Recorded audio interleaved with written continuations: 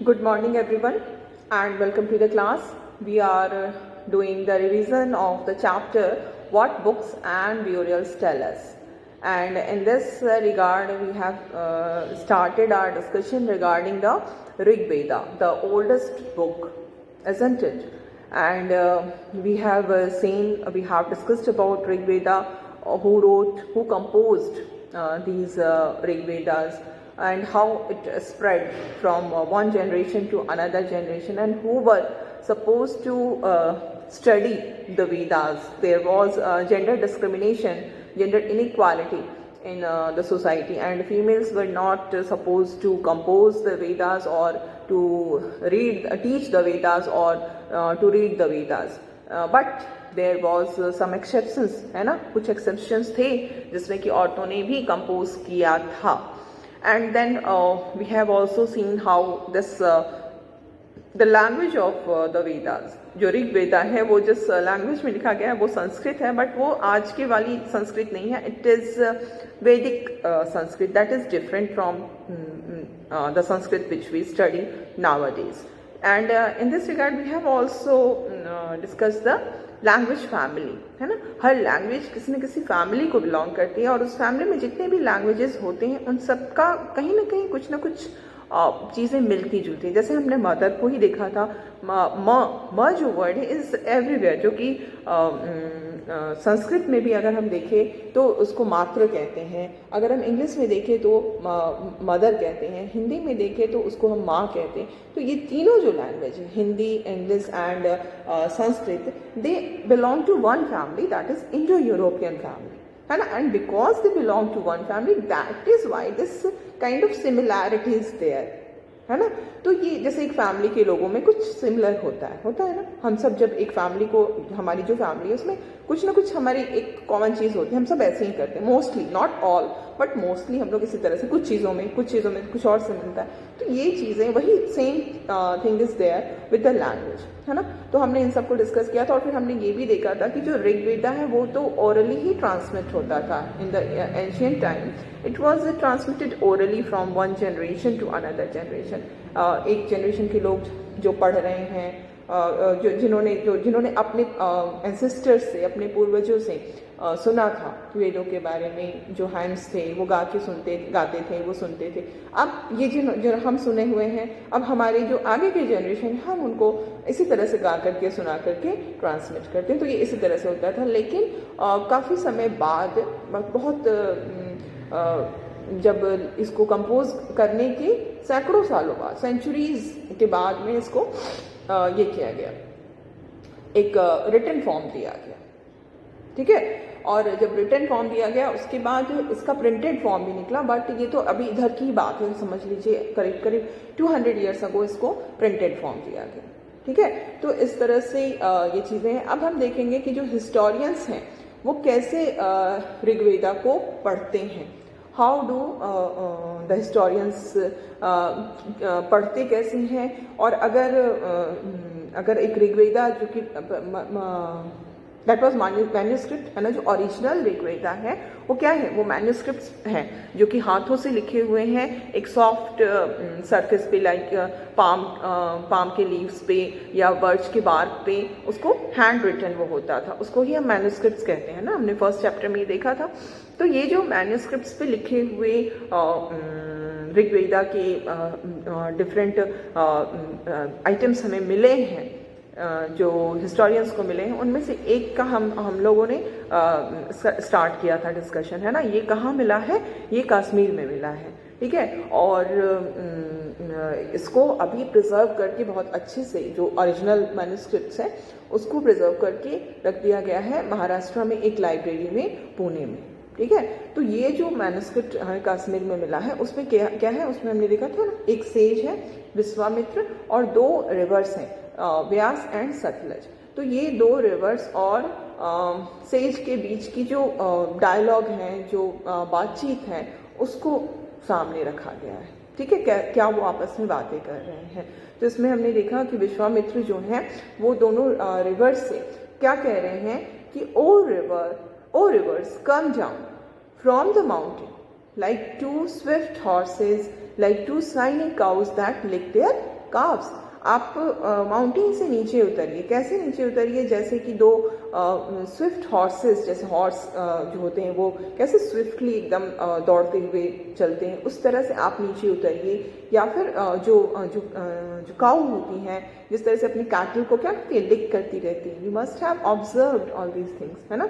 तो the cattle, जिस तरह से काउस जो है वो अपने कब को, अपने काव्स को, नॉट कब, काव्स, काउ का बेबी काउ को क्या कहते हैं, काफ, CALF। और जब वो प्लूरल हो जाता है तो क्या उसको कहते हैं, CALVES, है ना। तो अपने काफ को वो कैसे लिक करती है, उसी तरह से आप भी नीचे आइए, ठीक है।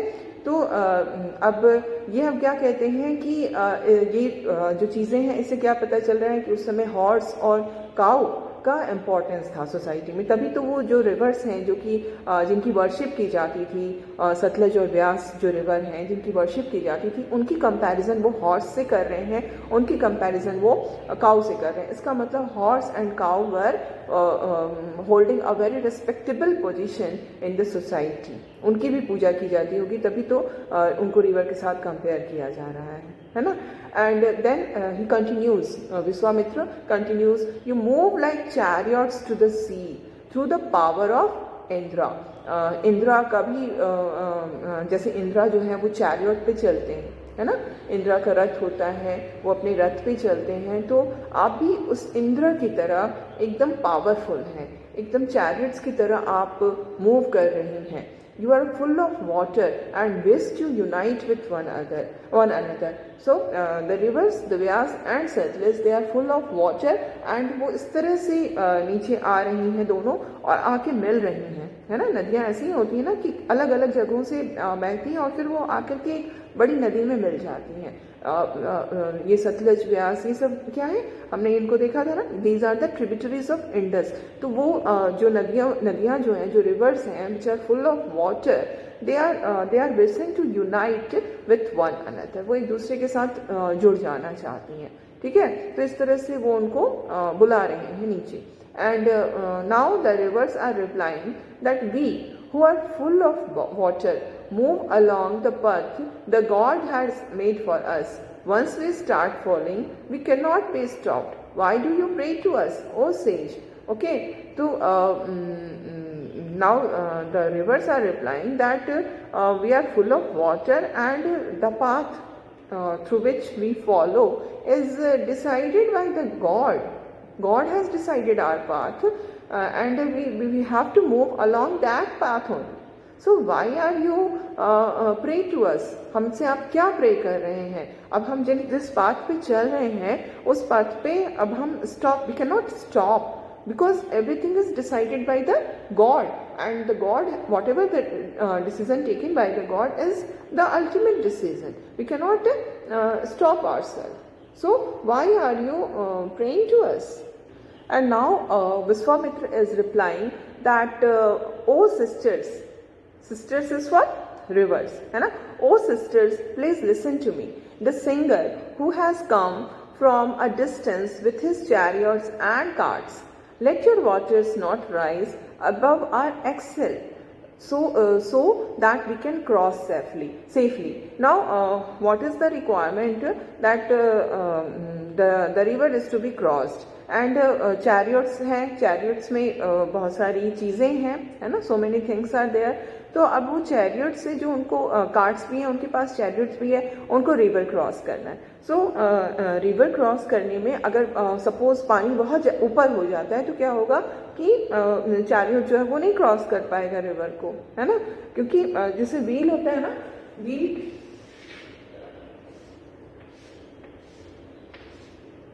ऐसे व्हील होता है, यहाँ पर एक पिन लगी होती है, बीच में एक पिन होती है, उसी पर सब कुछ टिका होता है, दैट इज कॉल्ड एक्सेल, है ना।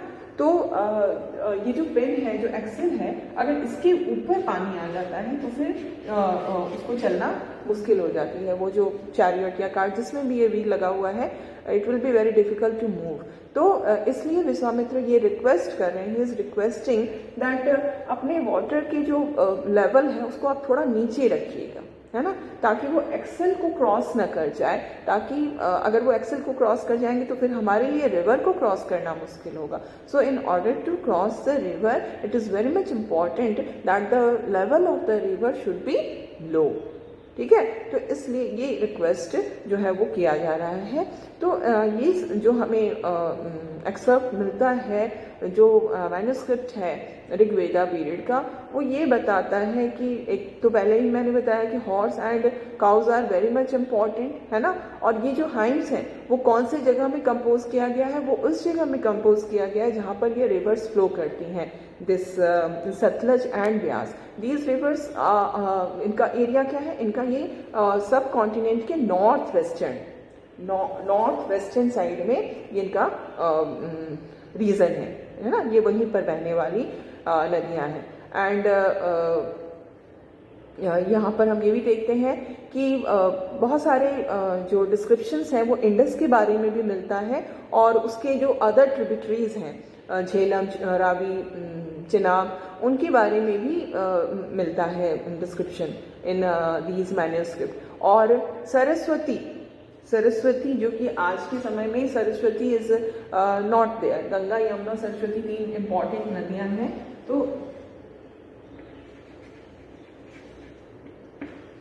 ठीक है, सरस्वती इज देयर. ठीक है, तो सरस्वती जो है just wait a moment.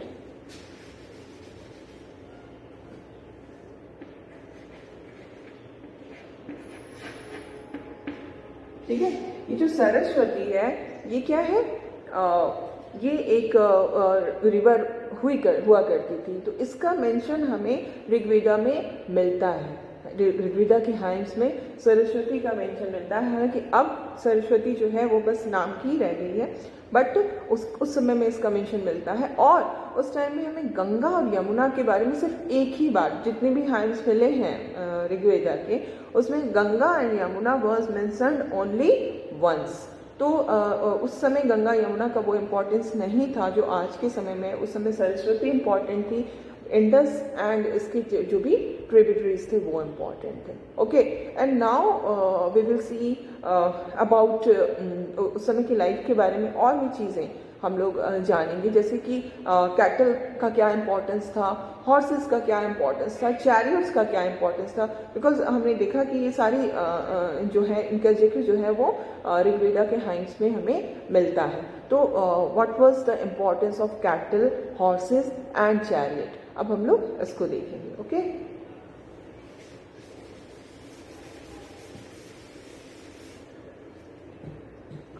Cattle,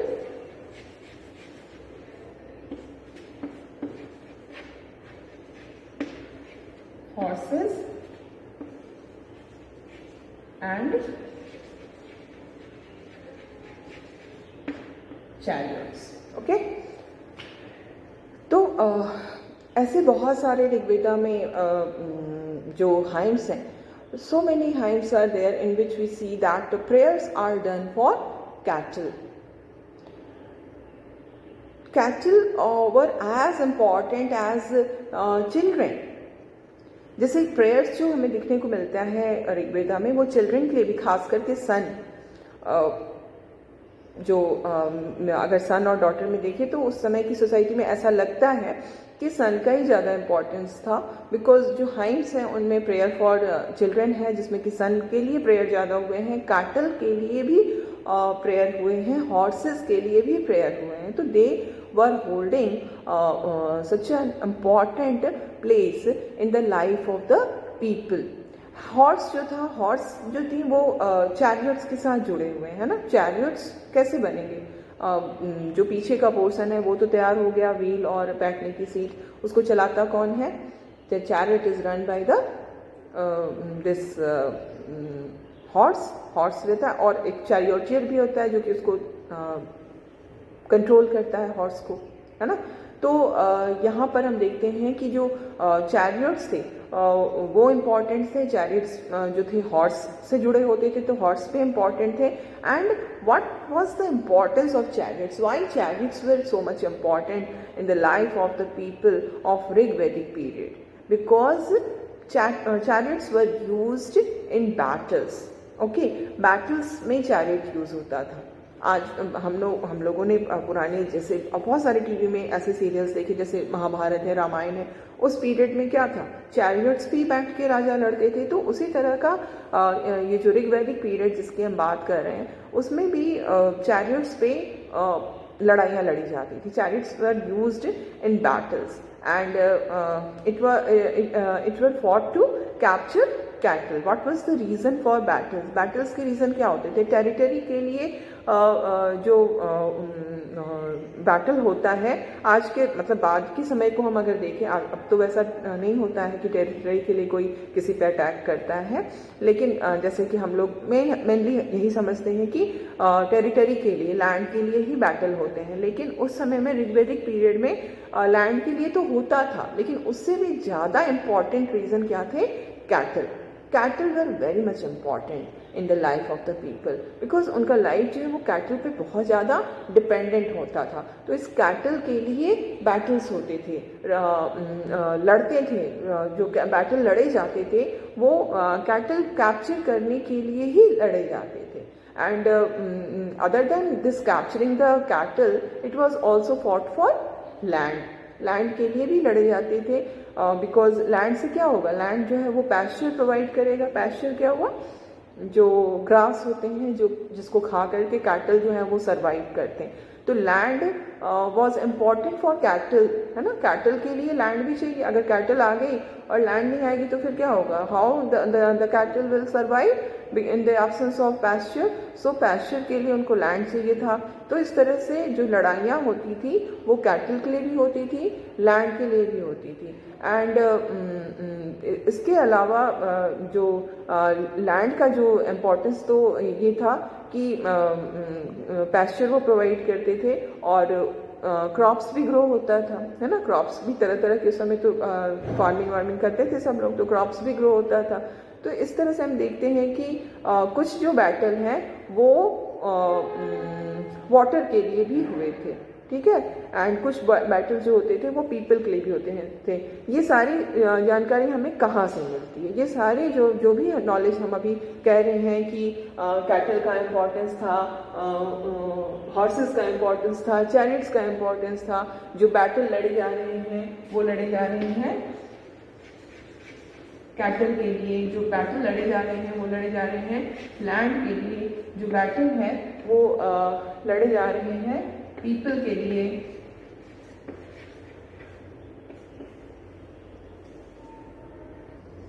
कई बार जो बैटल था वो वाटर के लिए भी होता था. तो these were the causes for battle, है ना.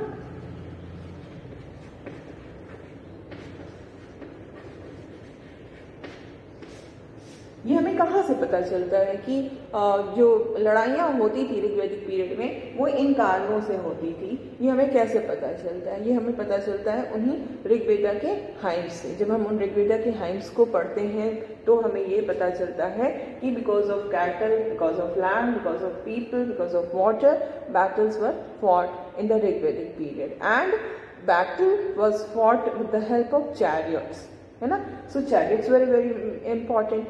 But one more thing is there कि चैरियट कैसे बनता था? चैरियट में horses were very important. Horse ही उसको पुश करता था. हॉर्स ही जो होते थे हॉर्स से ही लगा करके तैयार होता था चैरियट. तो इसलिए हॉर्सेस वर ऑल्सो इम्पॉर्टेंट. और ये जो हॉर्स और हॉर्स के कारण चैरियट बना, चैरियट से बैटल हुआ. बैटल किसके लिए हुआ? कैटल के लिए हुआ. तो कैटल वर ऑल्सो इम्पॉर्टेंट. तो इस तरह से ये सब चीज़ें जो है वो एक दूसरे से इंटरकनेक्टेड है ना. तो ये चीज़ें हमें ऋग्वैदिक पीरियड के बारे में पता चलती है. और जब बैटल होता था तो क्या होता है कि जब भी बैटल होगा तो कोई ना कोई उसको लीड करने वाला होगा. हालांकि इस समय के बारे में, ऋग्वैदिक पीरियड के बारे में हमें नहीं पता चल पाया है, हिस्टोरियंस को नहीं पता चल पाया है कि मतलब कोई रूलर होता था या नहीं, राजा एज सच. राजा था या नहीं, इस बारे में जानकारी ज़्यादा कुछ नहीं मिल पाई है। बट जब बैटल होते थे तो कोई ना कोई तो उस बैटल को लीड करेगा, है ना। लीडर तो होंगे ही होंगे, बिना लीडर के बैटल कैसे होगी। इट इज़ नॉट पॉसिबल कि ऐसे ही बिना लीड, कोई ना कोई लीड लेगा तभी बैटल होगा। तो लीडर्स होते थे, और जब बैटल होती थी तो क्या होता था कि वेल्थ भी मिलता था। जो भी जीतता था उसको कैटल के फॉर्म में, लैंड के फॉर्म में, पीपल के फॉर्म में वो चीज़ें मिलती थी, ठीक है। तो जो भी चीज़ वो गेन करता था बाय दिस बैटल, जो लीडर होते थे वो जिस चीज़ को भी गेन करते थे उसमें से कुछ वो प्रीस्ट को दे देते थे। प्रीस्ट जो कि कौन हुए, ब्राह्मण्स, है ना। जो ब्राह्मण्स का बहुत इंपॉर्टेंस था हमारी सोसाइटी में। एंशिएंट सोसाइटी को अगर हम देखें तो उसमें ब्राह्मण्स वर वेरी इंपॉर्टेंट। तो क्या करते थे, जो रूलर्स होते थे वो जो कुछ भी उनको मिलता था, ठीक है, रूलर नॉट लीडर हम कह सकते हैं, जो लीडर्स होते थे बैटल में जब वो जीतते थे उनको वेल्थ मिलती थी तो उसका एक पार्ट जो वो है प्रिस्ट को दे देते थे, और जो बाकी जो बचता था उसको वो लोगों के बीच में बांटते थे, ठीक है। और जो इस तरह से जो वेल्थ जो मिला उनको बैटल में, उसका यूज़ होता था कई तरह के यज्ञ जो थे वो भी परफॉर्म किए जाते थे, जिसको यज्ञ को क्या कहते हैं, सैक्रिफाइसेस, है ना। सैक्रिफाइसेस किए जाते थे, जैसे कि बीच में जो फायर का अल्टर होता है उसमें तरह तरह की चीज़ों को सैक्रिफाइस करके, आज भी इस तरह के जो प्रैक्टिसेस हैं वर्शिप के वो आज भी चल रहे हैं। तो वो सब वहीं से, उसी समय से स्टार्ट हुआ है। तो जो राजा होते थे, जो लीडर होता था वो तरह तरह के सैक्रिफाइसेस भी ऑर्गेनाइज करता था, जिसमें कि फायर में ऑफरिंग्स दी जाती थी, ठीक है। और ये जो ऑफरिंग्स की जाती थी वो किसके लिए ऑफरिंग की जाती है। आज के डेट में अगर हम सोचें, जिस तरह से जो भी पूजा वूजा की जाती है जिसमें कि हम फायर में ऑफरिंग करते हैं, वो किसको हम ऑफर करते हैं, we are offering to god and goddesses, है ना। जो भी भगवान हैं, देवी देवता, उनको हम अपनी तरफ से चीज़ें चढ़ाते हैं, ऑफर करते हैं। तो वही चीज़ उस समय वहीं से स्टार्ट हुआ है, हम उसी को हम फॉलो कर रहे हैं। हम आज की चीज़ों को समझ के हम पीछे की चीज़ों को समझ पा रहे हैं, बट चीज़ें पहले स्टार्ट हुई थी जिसको कि हम आज के समय में फॉलो कर रहे हैं, है ना। तो ये जो सैक्रिफाइसेस होती थी उसमें गॉड एंड गॉडेसेस को बहुत सारी चीज़ें ऑफर की जाती थी। एंड ऑफरिंग में क्या क्या चीज़ें थी, जैसे घी होता था, ग्रेन होता था, और कभी कभी एनिमल्स भी ऑफर किए जाते थे, ठीक है।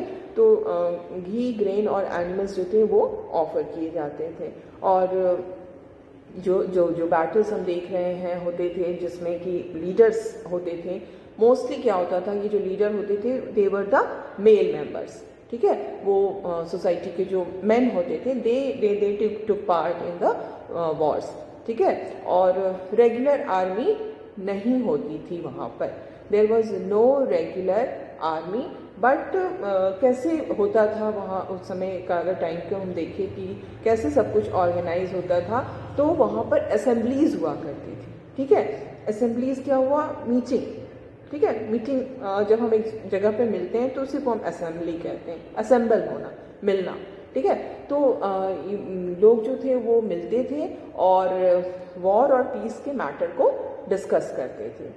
तो इसमें रेगुलर आर्मी नहीं होती थी, people were there who took part in all these activities, ठीक है। असेंबलीज में वो आपस में मिलते थे, डिस्कशंस होती थी, और फिर वो अपने लीडर चूज़ करते थे। इट्स नॉट समथिंग जैसे कि हमने जो राजा के बारे में, जो किंग के बारे में हम जानते हैं, वो क्या होता है, वो एक हेरिडिटरी पोस्ट होता है। जिस भी फैमिली का आदमी राजा है उसके फैमिली के ही लोग जो है वो उसके बाद फिर राजा बनते हैं। लेकिन इस समय जो ऋग्वैदिक पीरियड हम पढ़ रहे हैं उस समय में इस तरह के वो राजा नहीं होते थे, जिसको हम कहेंगे कि डायनेस्टिक रूल नहीं था, ठीक है। इस समय जो थे वो सिर्फ और सिर्फ ऐसे राजा थे जिनको कि लोग चुनते थे, लीडर वो कहलाते थे, and they were chosen by the people. और लोग किसको चुनेंगे, ऑब्वियसली जिसके अंदर बैटल को जीतने की कैपेबिलिटी होगी, जो ब्रेव होगा, जो स्किलफुल वॉरियर होगा, they were chosen by the people as their leaders, है ना। तो ये सब चीज़ें हमें पता चलती हैं ऋग्वेदा के हाइम्स से, कि ऋग्वेदा के हाइम्स को जब हमने पढ़ा, जब हिस्टोरियंस ने पढ़ा, तो ये सब चीज़ें क्लियर हुई कि किस तरह से बैटल में क्या यूज़ होता था। चैरियट यूज़ होता था जो कि हॉर्स से बनता था, किस लिए बैटल होता था, दीज वर द रीजंस। कौन बैटल में लीड करता था, वो लीडर्स होते थे who were chosen by the people. किसी भी तरह की रेगुलर आर्मी नहीं थी, people were there who took part in the matters of war. वो डिस्कस करते थे, असेंबलीज होती थी, एंड देन जो भी बैटल में लड़ने के बाद जिसको भी एडवांटेज होता था वेल्थ का, उसका एक पार्ट प्रीस्ट को दिया जाता था, लोगों में बांटा जाता था, सैक्रिफाइसेस किए जाते थे। सैक्रिफाइसेस में तरह तरह के ऑफरिंग्स होते थे, जिसमें घी और ग्रेन और एनिमल्स तक की ऑफरिंग होती थी, and these were offered to the gods and goddesses. Okay, so we have completed up to this कि क्या इम्पोर्टेंस था उस समय के सोसाइटी में कैटल का, हॉर्सेस का और चैरियट्स का। और अब हम लोग नेक्स्ट जो सेगमेंट हमारा है हम उस पर देखेंगे, वो क्या है, people were described by various words. अलग अलग वर्ड्स, अलग अलग शब्दों से लोगों को डिस्क्राइब किया जाता था। ठीक है, तो ये कौन कौन से वर्ड्स थे जिनसे पीपल वर डिस्क्राइब्ड, उसको हम लोग देखेंगे, और उसका क्या मीनिंग होता है, उसका क्या इम्पोर्टेंस था, और उसको हम लोग देखेंगे। Okay, so we will see words to describe people.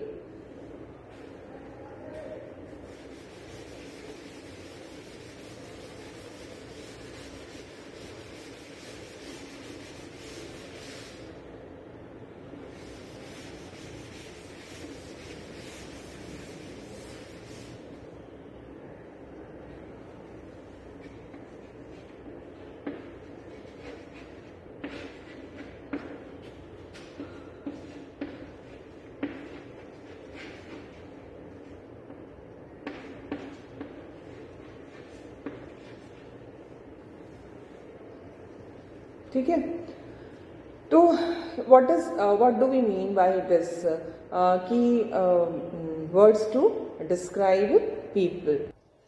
So there are various ways of describing people. People were described in so many ways, like many times they were described by their work. Whatever work they did, they were described by that work only. Many times they were described by the language they speak. जो language बोलते हैं उससे हम उनको describe करते हैं. कई बार हम उनको जैसे कि कहते हैं ना बंगाली, सी इज़ अ बंगाली, तो उसका क्या मतलब है कि the person who speak the language Bengali, है ना। इसी तरह से कई बार हम क्या कहते हैं कि जो किसी पर्टिकुलर प्लेस को बिलोंग करता है, उस प्लेस के नाम पे हम उसको डिस्क्राइब करते हैं। जैसे about someone we can say कि he is a Marathi, so he belongs to Maharashtra, and that is why we are saying that he is a Marathi. तो इसी तरह से कई बार हम लोगों को डिस्क्राइब करने के लिए बहुत सारे अलग अलग तरीके होते हैं। कभी उनके फैमिली के भी नाम से हम उनको डिस्क्राइब करते हैं, जैसे उनका जो सरनेम है उसके नाम से हम उनको डिस्क्राइब करते हैं। फिर उनकी कम्युनिटी, जिस कम्युनिटी को वो बिलोंग करते हैं, उस कम्युनिटी के नाम से, उनकी जो कल्चरल प्रैक्टिसेस हैं उसके नाम से। तो एक तरह तरह के तरीके हैं जिससे कि हम लोगों को डिस्क्राइब करते हैं, मतलब उनके बारे में हम बताते हैं कि वो कौन है। ठीक है, तो ऋग्वेदा भी जो पीरियड था वो भी ऐसे ही पीरियड था जिसमें बहुत सारे लोग काम कर रहे थे, बहुत सारे लोग साथ में रह रहे थे, तो उनको भी तो डिस्क्राइब किया जाता होगा। जैसे आज ही हम कह रहे हैं कि किसी को हम उनकी कम्युनिटी के नाम पे, किसी को उनके जिस लैंग्वेज को बोल रहे हैं उसके नाम पे, जिस रीजन को वो बिलोंग करते हैं उसके नाम पे उनको हम डिस्क्राइब करते थे। तो ऋग्वेदिक पीरियड में भी लोगों को डिस्क्राइब करने का एक तरीका होता था कि कैसे लोगों को बताया जाए कौन क्या है। तो सबसे पहले हम देखते हैं कि वर्क के बेसिस पे वहाँ पर भी लोगों को डिस्क्राइब किया जाता था। जैसे कि दो ग्रुप थे जिनको कि वर्क के बेसिस पे डिस्क्राइब किया जाता था। एक तो प्रीस्ट हो गए, प्रीस्ट कौन हुए? वही ब्राह्मण्स, जो ब्राह्मण्स जिनको हम कहते हैं। ये ब्राह्मण्स जो थे वो तरह तरह के रिचुअल्स परफॉर्म करते थे और they were seen as a connection between the God and the common people, है ना। तो प्रीस्ट जो थे, जो वर्शिप करने वाले लोग थे, जो रिचुअल्स करने वाले लोग थे, उनको क्या कहा जाता था? they were called brahmanas. Okay, so words to describe people में हमने देखा कि on the basis of work.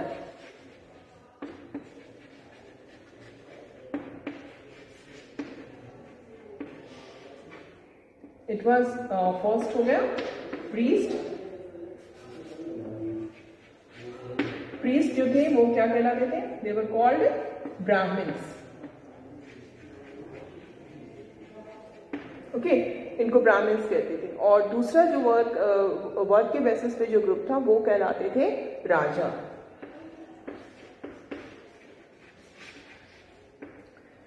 Okay, तो जो ये राजा थे वो कौन थे? वो जो बैटल्स लड़ने वाले होते थे, दे वर नॉट हेरिडिटरी, उनका पोस्ट हेरिडिटरी नहीं होता था। आज के क्या, जो लेटर पीरियड में जो राजा का जो कॉन्सेप्ट सामने आया, वो उसमें हम क्या देखें कि डायनेस्टिक होता था, मतलब एक ही फैमिली के जो लोग हैं वही राजा बनते थे। तो वो चीज़ यहाँ पर इस ऋग्वेदिक पीरियड में वो नहीं था। वो that practice was not prevailing in the Rigvedic period. ठीक है, न तो उनके पास ऐसा कोई कैपिटल सिटी होता था, न पैलेस होती थी, न आर्मी होता था, और they were not there to collect taxes, है ना। टैक्सेस भी कलेक्ट नहीं करते थे, और ऐसा भी नहीं था कि मतलब बहुत पावरफुल थे। वो दे वर चोजन, है ना। वो अपना काम करते थे because of work, they were known as raja, not because of family और एनीथिंग लाइक दैट, जो कि बाद के पीरियड में जो चीज़ें डेवलप करती, तो उस समय ये सब चीज़ें नहीं थी। तो हम लोग और भी वर्ड्स जो हैं उसको हम लोग देखेंगे कि कैसे लोगों को डिस्क्राइब किया जाता था in the Rigvedic period in the next class.